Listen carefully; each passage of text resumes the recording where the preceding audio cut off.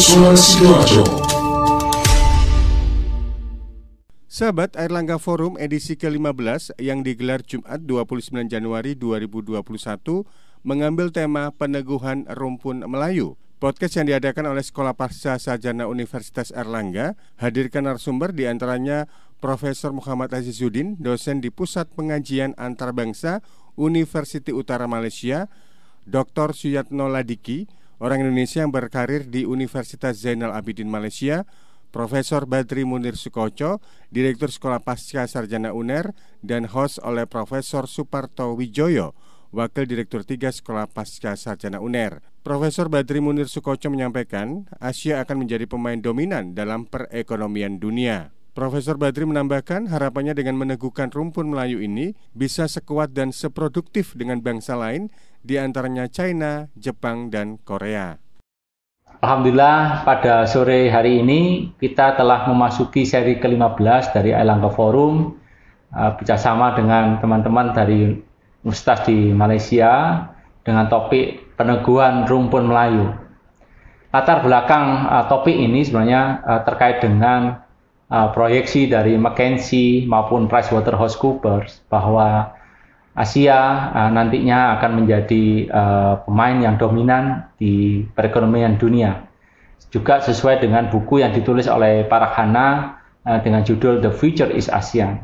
Kalau kita melihat hingga tahun 2050 nanti Asia akan mendominasi negara-negara yang populasi besar. Yang pertama adalah China, kemudian diikuti oleh India, baru Indonesia.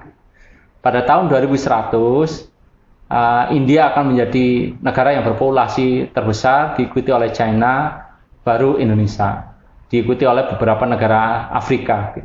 Dari sini, sisi demografi itu akan menentukan seberapa kuat perekonomian masing-masing negara.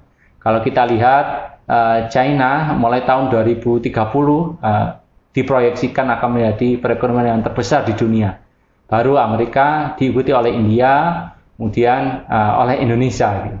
Hal ini menunjukkan bahwa Asia dimotori oleh 3 negara besar tadi, China, India, dan Indonesia, akan bisa berkiprah cukup besar dalam percaturan ekonomi dan politik dunia. Dalam rumpun Melayu, kalau kita melihat populasi akan kurang lebih sekitar 350 juta. Ini juga cukup besar dan juga akan menegaskan bahwa perekonomian yang akan dihasilkan oleh rumpun Melayu juga akan semakin besar dampaknya bagi dunia.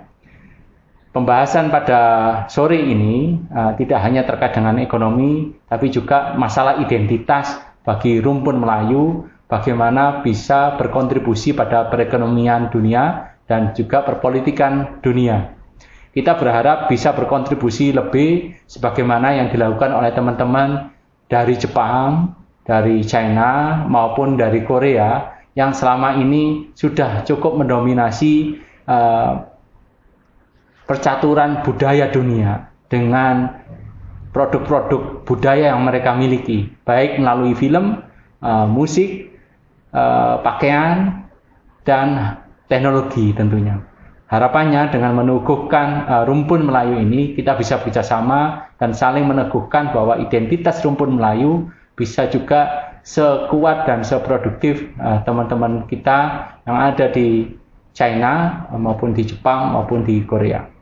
Dan mari kita sambut datangnya abad Asia. Terima kasih. Wassalamualaikum warahmatullahi wabarakatuh. Sahabat, berdasar data, Asia di tahun 2100 tetap menjadi populasi terbesar dunia, mencapai 4,8%, dan disusul Afrika yang memiliki perkembangan populasi 4,2%. Dan dalam 3 dekade terakhir, Asia mampu berkembang secara ekonomi, tantangannya lebih mengarah ke rumpun Melayu, di mana secara kasana kekayaan budaya rumpun Melayu sangat banyak dan tinggi, akan tetapi tingkat migrasi sangat rendah, sehingga persebaran budaya yang biasanya akan diikuti perkembangan ekonomi menjadi tidak terlalu terasa di peta dunia. Demikian laporan Panji Harto, Suara Sidoarjo.